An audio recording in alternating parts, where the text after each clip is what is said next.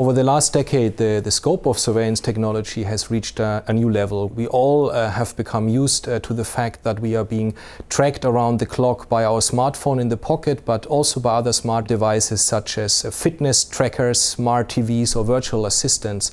Cookies tracking tools and social logins allow the synchronization of user data across platforms and devices. These can be used by tech companies to understand our behavior, attitude, moods and whereabouts. And this gives them powerful tools to influence our behavior in a targeted way. Some of them might be tempted to use their power to start shaping their political environment.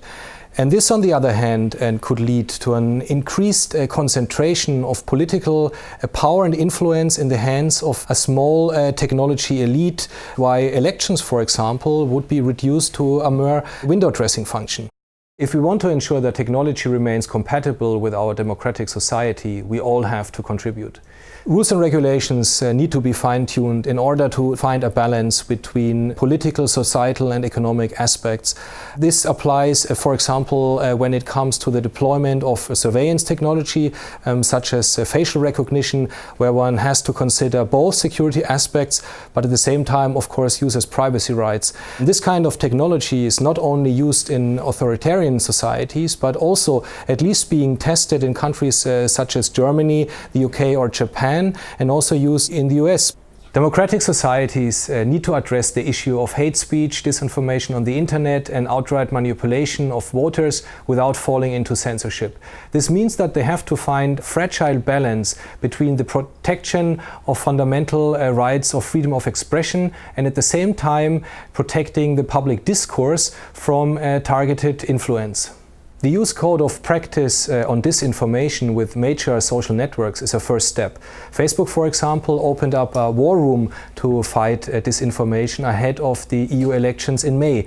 The company also this year faced a record fine of $5 billion in the US for privacy breaches in the Cambridge Analytica scandal.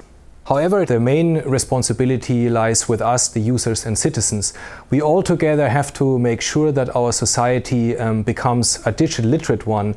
We all have to better understand the algorithms and designs of the apps and devices we integrate more and more into our daily lives and our relationships. We need to understand the underlying mechanics of the data economy and how these impact us and our families.